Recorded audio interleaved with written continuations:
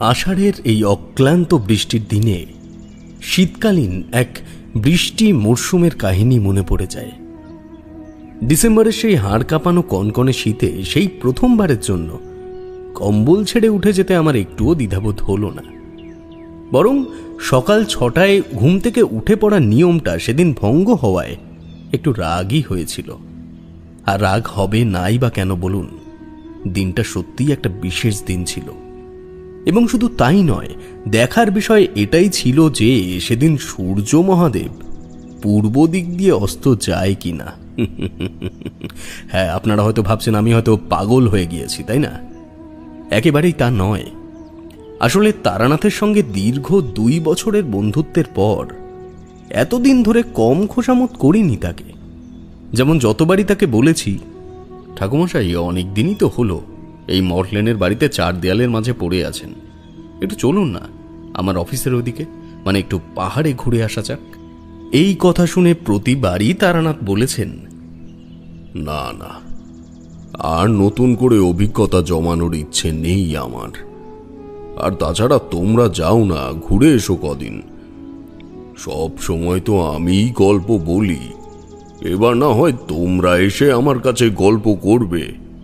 এভাবেই প্রতিবার সে না করে গেছে, কিন্তু এবার কিশোরীর চালাকির কারণে অবশেষে সিদ্ধান্তের পরিবর্তন হয়েছে। সেদিন কিশোরী বলল, ঠাকুরমশাই, আপনি আমাদের সত্যি বন্ধু মনে করেন আমি জানি, কিন্তু বন্ধুত্ব রাখতে গেলে শুধু গল্প বললে তো হয় না, কখনো কখনো তাদের সাথে একটু হাঁটাচলাও করতে হয়। কিন্তু আপনি তা করেন কই? নাকি আপনার কাছে বন্ধুত্বের তাৎপর্য আলাদা? তারানাথ এ কথা শুনে বললে, বন্ধুত্বের মানে তোমরা কি বোঝো আমি জানি না। তোমরা তো শুধু বলেই খালাস। জীবনের সমস্ত দুঃখ, সমস্ত অপ্রাপ্তির কথা যে বা যারা নিঃস্বার্থভাবে শোনার ধৈর্য রাখে তাকেই বলে প্রকৃত বন্ধু। ভেবে দেখো, আমি যদি গল্প বলে তোমাদের মনোরঞ্জন না করতাম, তাহলে তোমরা কি ঝড় জল মাথায় নিয়ে আমার বাড়িতে কখনো আসতে? আচ্ছা, কোথায় যাবে চলো, কিন্তু আমার একটা শর্ত আছে। কিশোরী একেবারে লাফ মেরে উঠে দাঁড়ালো, বলল, বলুন না ঠাকুরমশাই, কি শর্ত? আমরা সব শর্তে রাজি। যেখানেই যাও না কেন আমি বাইরের কিছু খাবো না, তাই চালে ডালে ফোটানোর মতো সরঞ্জাম সঙ্গে নিও। কিশোরী হাত জোর করে কপালের কাছে নিয়ে বললে, আপনি যা বলবেন তাই হবে ঠাকুরমশাই। তাহলে আমি আর বিভূতি বরং গোছগাছ করে নিই। তো এই হলো সেই দিন। আমি, কিশোরী ও তারানাথ যাব আমার বর্তমান কর্মক্ষেত্র, অর্থাৎ বিহার ও মধ্যপ্রদেশের মাঝামাঝি একটা জায়গায়। গ্রামটির নাম হৃদয়পুর। অবশ্য আমার কাজের জায়গা এই গ্রামটির থেকে অনেক দূরে। অফিসের থেকে এখানে পাঠিয়েছে 2 মাস হলো। 3 দিনের ছুটি নিয়ে কলকাতায় এসেছিলাম, কিন্তু সেই ছুটি পেরিয়েছে প্রায় 7 দিন। তার মধ্যেই তারানাথের সঙ্গে আমাদের এই ঘুরতে যাওয়ার বন্দোবস্ত। ঘুম থেকে উঠতে একটু দেরি হয়ে যাওয়ায় তৈরি হতে আমারই বেশি সময় লেগে গেল। কিশোরী দরজার বাইরে দাঁড়িয়ে সিগারেট খাচ্ছিল। এবার গলা চড়িয়ে বলল, আরে তোমার ব্যাপারটা কি? 9:20 বেজে গেল, এখনো তারানাথের বাড়ি যেতে পারলাম না। ওখান থেকে হাওড়া পৌঁছতে কতক্ষণ লাগবে খেয়াল আছে তোমার? আরে বাবা, এত চিন্তা করো না, ট্রেন তো দুপুর 2টোয়। চলো, আমি তৈরি। কাঁধে ব্যাগ চাপিয়ে মুখে একটা পান নিয়ে বেরিয়ে পড়লাম। এই ঘুরতে যাওয়ার পরিকল্পনাটা আমাদের আগের থেকেই করা ছিল, সেই কারণেই এই বাবদ কিছু টাকা আমি কিশোরীকে দিয়েই রেখেছিলাম। এবং এটাও ভেবেছিলাম তারানাথ রাজি না হলে অবশেষে আমাদের দুজনকেই যেতে হবে। কিশোরীও প্রস্তুত ছিল, কিন্তু তারানাথের শর্ত রক্ষার জন্যে ওর হাতে একটা ঝোলা বেড়েছিল, এই আর কি। মর্টল্যান্ডে পৌঁছে দেখি তারানাথ মোড়ের মাথায় চায়ের দোকানে বসে চা খাচ্ছে। তার পাশে গিয়ে দাঁড়াতে সে বলল, কি হে কিশোরী, একটা সিগারেট দাও তো। আসলে চায়ের সাথে একটা সিগারেট না হলে ঠিক জমে না। কিশোরী দ্রুত হাতে ঝোলাটা রেখে পকেট থেকে একটা নতুন পাসিং শোয়ের প্যাকেট তারানাথের হাতে দিল। বলল, ঠাকুরমশাই, একেবারে 4 প্যাকেট কিনে নিয়েছি। বলা তো যায় না, ওখানে যদি না পাওয়া যায়। তারানাথ ঠোঁট চেপে হাসল। তারপর সিগারেট ধরিয়ে বলল,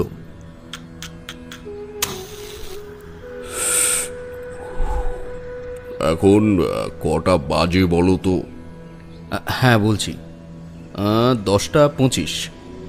আমি জানি না যে তোমাদের সাথে আমার বন্ধুত্বের যোগ কতটা শক্ত, কিন্তু বৃষ্টির একটা যোগ আছে ব্যাপারে আমি নিশ্চিত।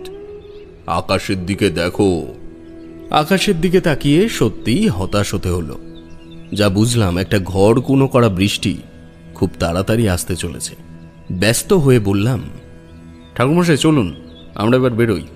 এই শীতের মধ্যে বৃষ্টিতে ভিজলে আর রক্ষা নেই। তারানাথ নিঃশব্দে মাথা নাড়ল। তারপর হাতের ইশারায় কিশোরীর ঝোলাটা ওর হাতে তুলে নিতে বলল। টুপটুপ করে বৃষ্টি শুরু হলো ঠিকই, কিন্তু তাতে আমাদের কোনো অসুবিধা হলো না। একেবারে মটলেনের মুখ থেকে একটা এক্কা গাড়ি নিয়ে আমরা ঠিক 12:49 হাওড়া স্টেশনে পৌঁছালাম। প্রথম যেদিন তারানাথের সাথে আমার পরিচয় হয়েছিল, সেদিন গেছিলাম আমি ওর কাছে হাত দেখাতে। তার কথা অনুযায়ী অর্থযোগ যে আমার কপালে আছে তা মিলেছে, এটা বলাই বাহুল্য। সেই জন্য দেরি হওয়ার ভয়ে গাড়ি ভাড়া করে নেওয়ার প্রস্তাবটা আমারই ছিল। আর যাই হোক, যথাসময়ে ট্রেন এলো। কিশোরীর সিট নাম্বার খুঁজে আমাদের বসিয়ে দিল ঠিকই, কিন্তু তারপর থেকে তার আর কোনো খোঁজ নেই।